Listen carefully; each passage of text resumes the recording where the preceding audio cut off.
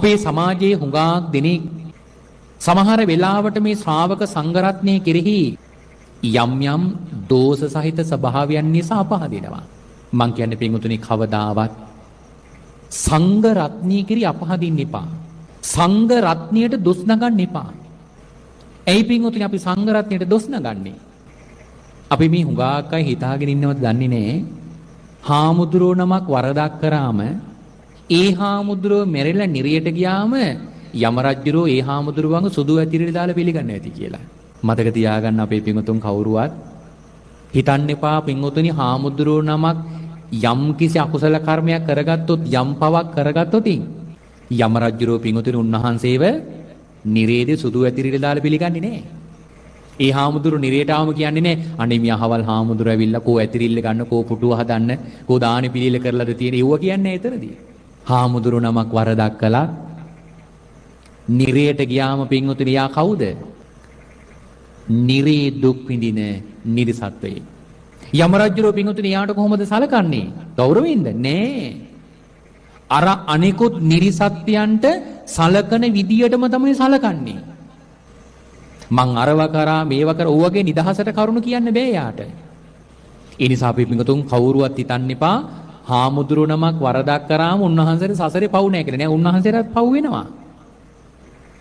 උන්වහන්සේට වැඩියෙන් පව් වෙනවා.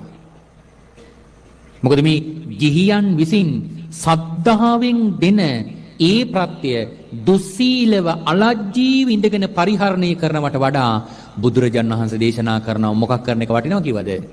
මහණෙනි නුඹලා දුස්සීලව මේ දාණය වළඳනවට වඩා නුඹලගේ කුසගෙන්න නිවා ගන්න නුඹලා ගිනි අඟුරු වළඳන එක නුඹලට ඊට වඩා සැපයි කිව්වා. ඒ ගිනි අඟුරු වළඳන එක ඊට වඩා සැපයි කිව්වේ. ගිනි අඟුරු වැළඳුවොත් උන්වහන්සේව පිච්චෙන්නේ කොච්චර වෙලාවයිද?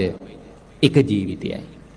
හැබැයි සද්ධාවෙන් දන් දෙන දායකයන්ගේ දාණය දුස්සීලව ඉඳගෙන පරිහරණය කරෝතින් ඒකෙන් දැවෙන ගින්න නිවෙන්න සංසාරේ ජීවිත ගණනාවක් ගියත් කල්ප ගණනාවක් ගියත් පින්වතුනි බැරි වෙනවා.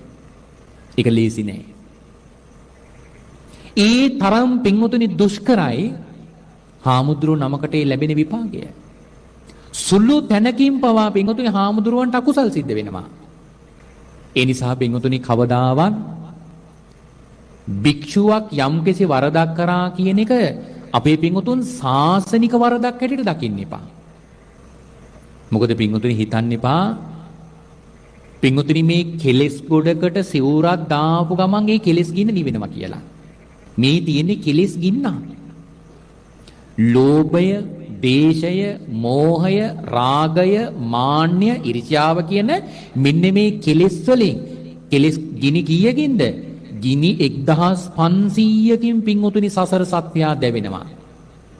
එතකොට ගිනි 1500කින් සංසාර සත්‍යය දැවෙද්දී ඒ සංසාර සත්‍යයේ ඒ සසර ගින්න හිතන්න එපා පින්වතුනි මේ කසාවතක් දරපු ගමම්ම නිවෙනවා කියලා.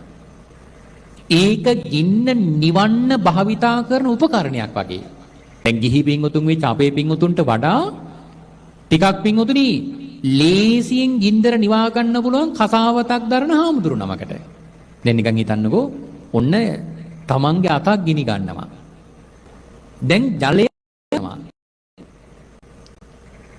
ඕක ගිනි ගන්න වෙලාවට ජලය අතේ තියාගෙන හිටපොපමණෙන් ගින්න නිවෙන්නේ නෑනේ.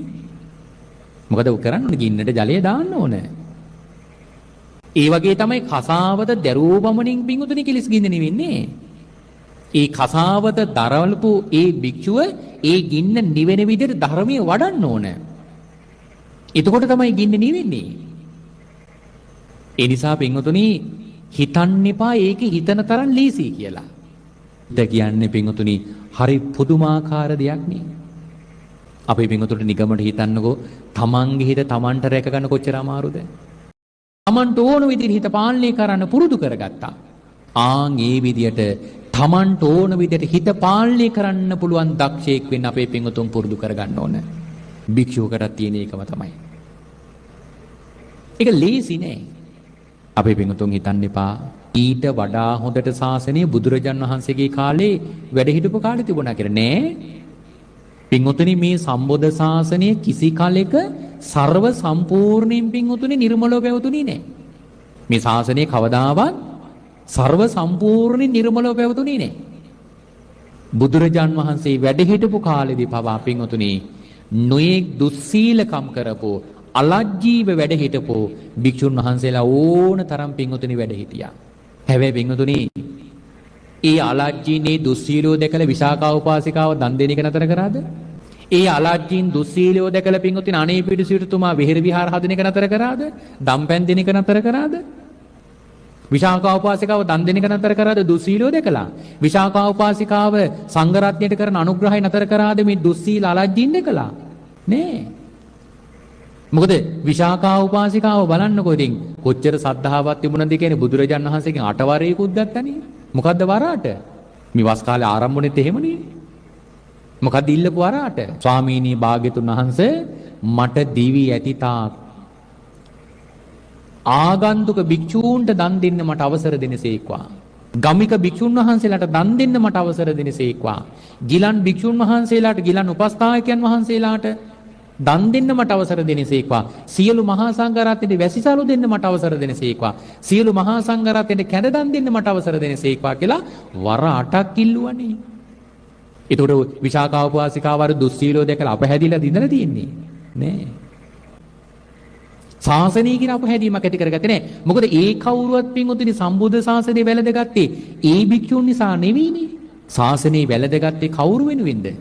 භාග්‍යවතුන් වහන්සේ වෙනුවෙන්. ඔන්න පින්වතුනි බුදුරජාණන් වහන්සේ වරදක් කරා නම් අන්න ශාසනය අතහැරියට කමක් නෑ. අපේ පින්වතුන්ට භාග්‍යතුන් වහන්සේ වරදක් කරලා නෑනේ. එතකොට පින්වතුනි හිතන්න ඒ කාලේ උත්තමයෝ සංඝ රත්නයේ කිරේ පැහැදීමනු හිටියේ. අද අපේ හුඟක් අය පින්වතුනි සංඝ රත්නයේ හැටියට දකින්නේ කාවද? යම් යම් දුස්සීලකම් කරන යම් යම් අලජ්ජීව ඉන්න පිරිස්ව තමයි සමහර අය සංඝ රත්නයේ කොට දකින්නේ. ඒ අයත් පින්වතුනි මේ ශාසනේ බහුතරයක් නෑ. ලංකාවේ බහුතරයක් භික්ෂුන් වහන්සේලා වැඩ ඉන්නවා නම් ඒ අතරින් ඊටාම 14ක් තමයි පින්වතුනි මේ වර්තමානයේ පවා ශාසනික පරිහානියට දායකත්වය දක්වන්නේ. හැබැයි ඉතින් ඔය ඉන්ටර්නෙට් එකෙන් ධර්මය හොයන දවස් 30 මේ ඉන්ටර්නෙට් එකටම වෙලා ඉන්න උදවියට කාවද පේන්නේ? සිල්ලුතුන් පේනවද? නෑ. පේන්නේ කාවද? ඔය ඉතින් දුස්සීල අලජ්ජීම තමයි පේන්නේ. ඉතින් එහෙම එක්කෙනෙක් දෙන්නේ දැක්කයන් පස්සේදී ඉතින් ඔන්න මොකද කරන්නේ? සමස්ත සංඝ රත්නයටම ගරහනවා. මං කියන්නේ පින්වතුනි ගරහන්න කලින් යන්න ආරණ්‍ය වලට යන්න ග්‍රාමීය පන්සල් වලට ඕන තරම් පින්වතුනි දිවි හිමියෙන් සිල් රකින්න දුතාංග 13ම රකින්න උත්තමයන් වහන්සේලා අදටත් මේ මහ පොළේ වැඩ ඉන්නවා. ඒක සත්‍යයි. බුදුරජාණන් වහන්සේ කියනවා එවැනි පිළිවෙත් පුරන භික්ෂූන් මේ ශාසනයේ ඉන්නවා නම් සුබද්දර රහතුන්ගෙන් හිස් වෙන්නේ නැහැ කියලා.